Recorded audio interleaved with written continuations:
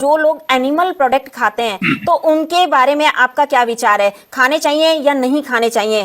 ये बड़ा इंटरेस्टिंग बात है समझने के लिए कि जब भगवान ने हमें बनाया है तो हमें हमारा फ्यूल क्या होगा वो भी भगवान ने डिसाइड कर दिया होगा। जिस तरह से अलग अलग गाड़ियां होती हैं, उन कंपनी जब मैन्युफैक्चर करती है गाड़ी को तो ये भी डिसाइड करती है इसमें फ्यूल क्या होना चाहिए, इसमें पेट्रोल होना चाहिए, डीजल होना चाहिए। हालांकि पेट्रोल डीजल सुनने में देखने में एकदम एक जैसा है, माइन्यूट से डिफरेंस है, लेकिन जरा सोचिए डीजल वाली गाड़ी में आपने गलती से पेट्रोल डाल दिया, ऊपर से ये सोचा है पेट्रोल तो ज्यादा महंगा है, ज्यादा रिफाइंड है, तो ये डीजल वाली गाड़ी में पेट्रोल डालने से तो बढ़िया चलना चाहिए। लेकिन आपको पता है कि वो बेवकूफ़ी होगी, वो डीजल की गाड़ी ना केवल बंद हो जाएगी बल्कि उसका इंजन पूरी तरह से सीज हो जाएगा। तो जिस तरह से मैन्युफैक्चरर पहले से ही आपको बता देता है कि भाई ये डीजल की गाड़ी, इसमें डीजल ही डालना, और आप भी उस बात को मानते हैं और आप गलती से भी कोई पेट्रोल नहीं डालते। ठीक उसी तरह से जो हमारा मैन्युफैक्चरर है, गॉड है, प्रकृति है जिसने हमें बनाया है, तो पहले से डिसाइड किया कि इस प्राणी को कब खाना है, कितना खाना है, क्या खाना है।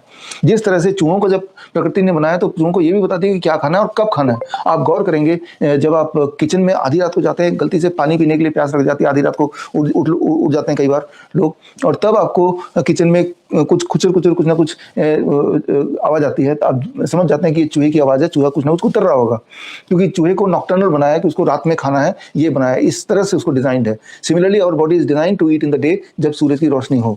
तो वो तो ये हुई एक बात। ठीक इस तरह से हमारा बॉडी इस तरह से डिजाइंड है that we are design to eat the vegetarian diet. Vegetarian मतलब जो चीज प्लांट बेस्ड हो, जो पत्तों से, प्लांट से आती है वही।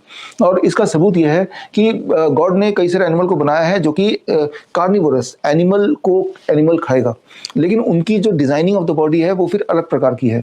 जिस तरह से आपकी बॉडी की डिजाइन है, अगर आप देखें तो हमारे दांत जो है वो फ्लैट है, हमारे दांत नुकीले नहीं है। तो जितने सारे प्लांट ईटर एनिमल है, जैसे मतलब गाय हैं, गाय के दांत देखेंगे, भैंस के दांत देखेंगे, गधे के दांत देखेंगे, घोड़े के दांत देखेंगे, वो सब, या हाथी के अंदर के दांत देखेंगे, तो आप पाएंगे कि वो बिल्कुल फ्लैट है, बिल्कुल फ्लैट, राइट। यानी कि वो किसी चीज को बहुत टुकड़ों में काटने के लिए नहीं है, वो उतना ही वो ऐसे मिश्रण बनाने के लिए, जैसे कि हम फ्रूट्स खाते हैं, वेजिटेबल खाते हैं, उसमें जिस तरह की दांतों की जरूरत पड़ती है। नंबर 1। नंबर 2, आप अपने मुंह को खोलेंगे, एज ए इंसान हम जब मुंह को खोलते हैं तो बहुत बड़ा मुंह नहीं खुलता। जस्ट लाइक कि जितना मुंह खुलेगा जब मान लो घोड़ा, या जब मान लो गाय जब अपना मुंह खोलेगी तो उसका मुंह थोड़ा सा खुलता है। जबकि जो एनिमल ईटर एनिमल है, जो जानवर खाते हैं, जैसे शेर, उसका मुंह खुलता है बड़ा सा, राइट। तो इस तरह से मुंह का आकार देखेंगे या दांतों का आकार देखेंगे, या इंटरनली चले जाए तो इंटेस्टाइन देखेंगे।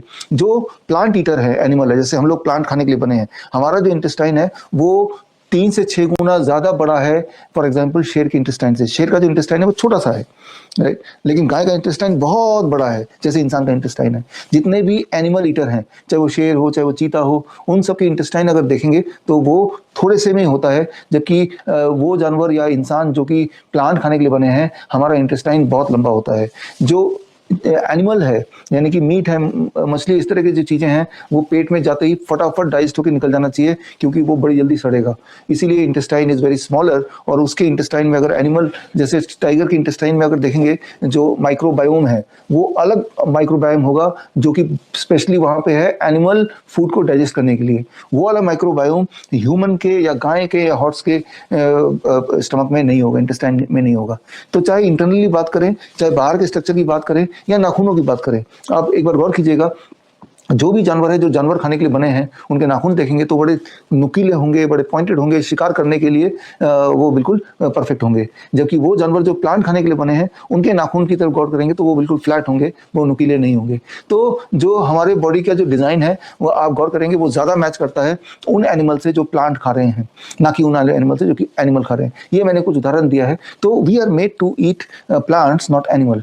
लेकिन अगर हम अपने आप को शिफ्ट करते हैं और एनिमल खाने लगते हैं, तो फिर जिसके लिए हमारा बॉडी तैयार नहीं है, बना ही नहीं है, तो हमारा माइक्रोबायोम अकॉर्डिंगली नहीं बना, तो धीरे धीरे हमारे बॉडी में कई सारी बीमारियां होंगी। ठीक वही वाली क्वेश्चन हो गई जो मैंने अभी गाड़ी का एग्जांपल दिया था, कि आपकी अगर डीजल की गाड़ी है और आप पेट्रोल डालेंगे और फिर एज्यूम करेंगे कि चलेगी, तो चाहे आप कितने भी उसके लॉजिक दे लें कि पेट्रोल ज्यादा महंगा होता है, उसकी खुशबू भी लगभग वैसी ही होती है, वो भी सेम ही पेट्रोल पंप से मिलता है, डीजल और स्टेशन से मिलता है, तो ये सारे वो भी इसी का क्रूड ऑयल का बाई प्रोडक्ट है, लेकिन आपकी गाड़ी चलेगी नहीं। सिमिलरली अगर आप एनिमल बेस्ड खाना ही खाएंगे तो भी आपकी ज़िंदगी गाड़ी धीरे हो जाएगी। पूरे दुनिया में ऐसा देखा गया है, ओकिनावा है, हुंजा है, कई सारे ऐसे ट्राइब्स हैं जो एनिमल खाते नहीं है और यही वो ट्राइब्स हैं जो 100 साल से अधिक जिंदा रहते हैं। इसका इतिहास है, राइट। उसी हुंजा के नाम से हमने हुंजा टी जो आपको इंट्रोड्यूस किया, कई साल हो गए इस चीज़ को। तो ये सारे अगर लॉजिक्स देखेंगे, और इन सबसे बड़ा एक लॉजिक, जो लोग एनिमल खाते हैं उनके लिए मेरे एक चैलेंज है। आप जिंदगी भर एनिमल खाते आए हैं, एक महीने के लिए आप सोचिए कि एनिमल को हटा देंगे अपने फूड से, ना कोई चिकन रहेगा, मटन रहेगा, अंडा रहेगा, फिश रहेगा, ना इवन डेयरी प्रोडक्ट रहेगा, क्योंकि मैं डेयरी प्रोडक्ट को भी एनिमल फूड मानता हूँ, राइट। और एक महीने के बाद आप अपने आप से पूछेंगे तो आप पाएंगे कि जो लोग ऑटोइम्यून के पेशेंट हैं उनकी ऑटोइम्यून डिजीज कम होने लगती है, जो डायबिटीज़ के पेशेंट उनका ब्लड शुगर कम होने लगता है, जिनको बॉडी में पेन रहता है उनका बॉडी पेन कम होने लगता है। आप अगर एक्सरसाइज करने का आदी है तो आप पाएंगे आपका स्टेमिना बढ़ जाएगा। आप गौर करेंगे जितने भी प्लांट ईटिंग एनिमल है, चाहे वो हिरन है, चाहे वो गाय है, चाहे वो गधा है, उनकी स्टेमिना काफ़ी होती है। लेकिन जो जानवर खाते हैं जैसे टाइगर है, उसकी स्टेमिना बिल्कुल कम है।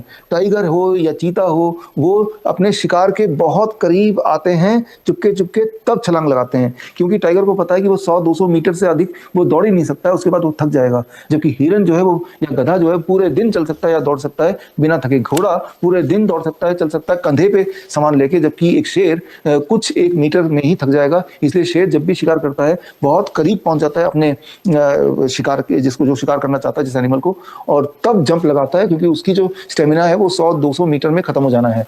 तो एनिमल फूड जो खाते हैं, बहुत सारे पहलवान होते हैं जो एनिमल फूड खाते हैं, तो दिखते तो पहलवान है, उस पहलवान को आप बोलिए कि भाई 100 मीटर का रेस लगाइए, आप देखेंगे 50 मीटर में वो थक जाएंगे। तो ये सारे लॉजिक है जिससे आप कंक्लूड कर सकते हैं कि क्या सही है क्या गलत है। डॉक्टर विश्वरूप, अभी आपने बात करी थी कि डेयरी प्रोडक्ट्स भी नहीं खाने चाहिए, जैसे कि मिल्क एंड डेयरी प्रोडक्ट जो भी होते हैं वो आपने काम में नहीं लेने हैं, ये आपने हमें पहले भी बताया, अभी भी बताया। तो ये क्यों नहीं खाने चाहिए, इसके बारे में आपका क्या ओपिनियन है, और साथ ही साथ साइंटिफिक रीजन क्या है नहीं खाने का के पीछे? देखिए, ये बात हमें समझना होगा। पहली बात तो ये 2-3 बात पहले लॉजिकली समझते हैं, फिर साइंटिफिकली समझते हैं, फिर पर्सनल समझेंगे। 3 पार्ट में समझना होगा। पहले लॉजिकली समझिए कि जो दूध है, माँ का दूध, वो उस माँ के बच्चे के लिए है जिसका वो दूध है। मान लो गाय के बछड़े के लिए गाय का दूध है। गाय का दूध न्यूट्रिशियस तो है, लेकिन वो गाय के बछड़े के हिसाब से डिजाइंड है। उसमें ग्रोथ हार्मोन जो है इंसान के दूध से 6 गुना ज़्यादा है। अगर वही वाला दूध इंसान के बच्चे को दे दिया जाएगा तो इंसान का बच्चा बड़ी तेजी से ग्रो करेगा, लंबा चौड़ा होने लगेगा। लेकिन याद रखिए, कोई भी चीज़ जरूरत से ज़्यादा तेजी से ग्रो करती है उसे ट्यूमर बोलते हैं, उसे कैंसर बोलते हैं। तो ग्रोथ की एक स्पीड होती है हर जानवर की, वो स्पीड ना तो धीरे होनी चाहिए ना बहुत तेजी से ज़्यादा होनी चाहिए। तो ये इंपॉर्टेंट बात है। और दूसरी बात, इंसान ही एक ऐसा जानवर है जो दूसरे जानवर का दूध पीता है। आपने देखा होगा कि एक शेर एक गाय को शिकार कर लेगा, उसे खा जाएगा, लेकिन गाय का दूध नहीं पिएगा पकड़ के उसको, राइट। तो और दूसरी इंपॉर्टेंट बात ये हुई कि इंसान ही एक ऐसा जानवर है जो जीवन भर दूध पीता है, राइट। बाकी जानवर जो है एक स्टेज के बाद, कुछ एक दिनों के बाद, जब बच्चे, जो एनिमल के बच्चे होने लगते हैं, बच्चों के दांत निकलने लगते हैं, तो दूध पीना, माँ का दूध पीना भी छोड़ दिया, राइट। लेकिन इंसान क्या है, वो गाय का दूध, भैंस का दूध, बकरी का दूध, ऊँट का दूध, ये जीवन भर पीते हैं। दूसरी बात, और तीसरी बात कि हमारी बॉडी इस तरह से डिजाइंड है, ये समझना होगा कि जब तक हमारे दांत नहीं निकलते तब तक हमारे इंटेस्टाइन में कुछ खास तरह के बैक्टीरिया होते हैं जिनमें शक्ति होती है दूध को पचाने की। और जब हमारे दांत निकल जाते हैं, यानी कि अब हम सॉलिड कुछ ले सकते हैं, तो तब हमें कुदरती, बाकी एनिमल दूध वैसे ही छोड़ देते हैं अपने माँ का भी, और इंसान को भी छोड़ देना चाहिए, क्योंकि तब साथ ही साथ वो वाले जो बैक्टीरिया है जो दूध को पचाने के लिए इंटेस्टाइन में भगवान ने दिया था, वो बैक्टीरिया की तादाद धीरे धीरे खत्म होने लगती है और खत्म हो जाती है। और ऐसे में भी अगर आप दूध कंटिन्यू पीते रहेंगे जीवन भर, तो वो जो दूध का जो फॉर एग्जांपल कैल्शियम है, वो बॉडी ना तो थ्रो कर पाएगा स्टूल के माध्यम से, ना ही उसको यूटिलाइज कर पाएगा बोन्स में। तो वो क्या करता है, बॉडी उसको फिर स्टोर कर देता है, जिससे हम बोलते हैं स्टोन, जिससे बोलते हैं ब्लॉकेज। तो जो ब्लॉकेज होता है या स्टोन होता है, किडनी स्टोन, गॉलब्लैडर स्टोन, उसको आप तोड़ के देखेंगे तो उसमें क्या मिलेगा, उसमें मैक्सिमम कैल्शियम मिलेगा, दूध का कैल्शियम मिलेगा।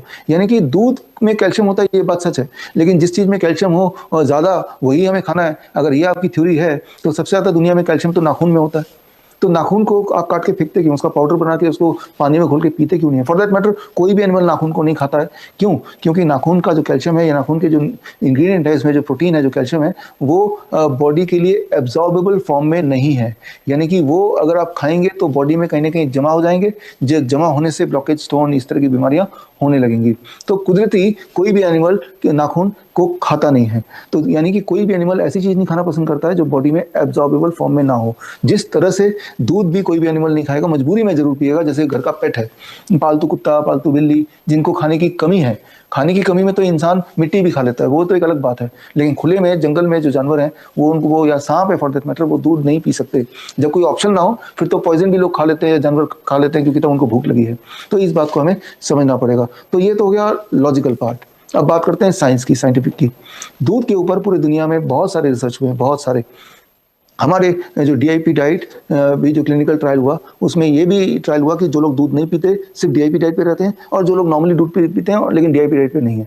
ये ट्रायल आयुष मिनिस्ट्री ने 2 साल तक किया, और 2 साल बाद उन्होंने कंक्लूड किया कि जो दूध नहीं पीते हैं और DIP डाइट पे रहते हैं उनकी हड्डियाँ ज़्यादा स्ट्रांग हो गई, और जो दूध पीते रहे उनकी हड्डियाँ और कमज़ोर होती गई। तो ये तो गवर्नमेंट की वेबसाइट पर भी आपको मिल जाएगा। तो साइंटिफिक फाइंडिंग जो हमने की, हमसे पहले हज़ारों लोगों ने साइंटिफिक फाइंडिंग करने की कोशिश की और की। तो दुनिया भर के जितने भी साइंटिफिक फाइंडिंग्स हैं, वो सारे साइंटिफिक फाइंडिंग मैंने इकट्ठे करके, मेजॉरिटी ऑफ देम मैंने एक जगह रख दिया। वो है www.bishwarup.com/white-truth, WHITETRUTH, ये सिंगल वर्ड है। इसमें जाएंगे तो क्लिक करेंगे तो सारे रिसर्च पेपर के कंक्लूजन आ जाएंगे। अधिकतर रिसर्च पेपर आपके सामने होंगे दूध के कॉन्टेक्स्ट में। तो साइंटिफिकली भी ये देखा गया कि दूध ह्यूमन के लिए खतरनाक है। इसलिए 2019 में US में FDA ने दूध को इम्पॉर्टेंट फूड की लिस्ट से हटा दिया, right. Sorry, it is American heart association ने जो अपना एक प्लेट बनाया जिसमें बैलेंस फूड होगा, उसमें दूध को हटा दिया। लेकिन दूध आया कहाँ से ये भी जान लें। 1980s की बात है। याद कीजिए, बचपन में हम एक पिरामिड पढ़ते थे, फूड पिरामिड, राइट, जिस फूड पिरामिड में फल, सब्जी, चावल और अनाज और साथ में दूध का एक गिलास भी होता है बचपन में पिरामिड में। ये पिरामिड शुरू में जब बना था WHO के माध्यम से, तब उसमें दूध का ग्लास नहीं था, क्योंकि वो दूध जो है साइंटिफिकली प्रूवन है, ये इंसान को नुकसान करता है। फॉर दैट मैटर दूध किसी भी जानवर को नुकसान करेगा एक उम्र के बाद, और दूध लेना भी तो अपनी माँ का दूध। लेकिन डेयरी इंडस्ट्री बहुत ही पावरफुल इंडस्ट्री, उन्होंने ब्राइब किया, उन्होंने ब्राइब करके दूध को के ग्लास को WHO के माध्यम से पिरामिड का पार्ट बना दिया। और वही वाला पिरामिड बचपन से हम पढ़ते आए हैं, दिमाग में घुस गया कि दूध पीना है, वो बैलेंस डाइट है। जो मैंने बात बताई, इसके सबूत के लिए एक जो मैंने अभी बताया, मेरा वेबसाइट, उसमें जाके देख सकते हैं। एक किताब मैंने लिखी है, एक किताब का नाम है why the mortality rate drops when the doctors goes on strike. इसमें भी मैंने WHO की जो वो एक षड्यंत्र है दूध को दुनिया में फैलाने का, मिल्क इंडस्ट्री के साथ मिलके, उसका रेफरेंसेस भी, वो स्टोरी भी पूरी डाली है, जो कि वेरीफाइबल है। तो ये होगी दूसरी बात। अब बात करते हैं पर्सनली, तीसरा। ये 2 लॉजिकल बात और साइंटिफिक एविडेंसेस भी अगर आपको नहीं समझ आ रहे हैं, तो तीसरा आते हैं पर्सनल लेवल पे। आप एक काम कीजिए, जाहिर सी बात है, ये सवाल में आपको इंटरेस्ट है, इसका मतलब बचपन से आप दूध पीते आ रहे हैं। मेरे बोलने पे आप ऐसा कीजिए, 21 दिन का चैलेंज ले लीजिए, 21 डेज, कि 21 डेज तक मैं कोई बदलाव नहीं करूंगा, सिर्फ एक बदलाव करूंगा, डेयरी प्रोडक्ट छोड़ दूंगा, दूध, दही, लस्सी, मक्खन, घी, पनीर। जाहिर सी बात है, आप मानेंगे मेरी बात कि अगर इतने सालों तक दूध पिया तो 21 दिन तक नहीं पिएंगे तो हड्डियां गलने नहीं वाली, गल के बिखरने नहीं वाली, आपकी हड्डियां तो बहुत मजबूत होंगी। फिर 21 डेज तक डेयरी प्रोडक्ट छोड़िए, बाकी सारी अपना लाइफस्टाइल वैसे ही रखिए, और 21 डेज बाद अपने आप से पूछिए, अब मेरी एनर्जी लेवल कैसी है, अब मेरा स्टेमिना कैसा है। जिनके घुटनों में दर्द रहता था, क्या दर्द अभी भी है? ब्लड शुगर पहले से बेटर है कि नहीं है? ब्लड प्रेशर पहले से बेटर है कि नहीं है? एनर्जी लेवल पहले से बेटर है कि नहीं? नींद पहले से बेटर है कि नहीं है? डिप्रेशन का लेवल अब कैसा है? आपको हैरानी होगी जस्ट एक चेंज करने से कि डेयरी प्रोडक्ट को अपनी जिंदगी से हटाया, आपको इन सारे एस्पेक्ट्स में एक बहुत ही पॉजिटिव रिजल्ट मिलेगा। तो उससे आपको क्लू मिल गया कि दूध आपके जीवन में आवश्यक है कि नहीं है। अब आप दूध छोड़े 21 दिन हो गए, तो उसको छोड़ के रखिए, आप पाएंगे कि आपकी बॉडी लाइट फील करेगी, आपके पेन जिनको होता था वो कम होने लगेगा, और आपकी जो डिपेंडेंसी है ब्लड शुगर की दवाइयों पे, वो कम होने लगेंगी। तो आपको खुद ही आपकी बॉडी ने क्लू दे दिया। आपको ना तो साइंटिफिक एविडेंस की जरूरत है, अब ना ही आपको किसी और लॉजिक की जरूरत है। कई लोग बोलते हैं कि भगवान कृष्ण तो दूध पीते थे। आप कहीं देखिए, कहाँ लिखा है वो दूध पीते थे? हाँ, वो मक्खन के साथ खेलते थे, कहीं ये नहीं लिया कि लिखा कि दूध पीते थे, खेलते जरूर थे। तो खैर, वो तो एक माइथोलॉजी की बात है, लेकिन आपके लिए वही ट्रुथ है जो आपका बॉडी रिस्पॉन्स करके देता है। तो ये 21 डेज चैलेंज लीजिए। 21 डेज की भी जरूरत नहीं है, 7 दिन के अंदर अंतर पता चलने लगेगा, लेकिन फिर भी इतना इंपॉर्टेंट डिसीजन लेना है तो 21 डेज का चैलेंज लीजिए, और दूध का दूध, पानी का पानी हो जाएगा।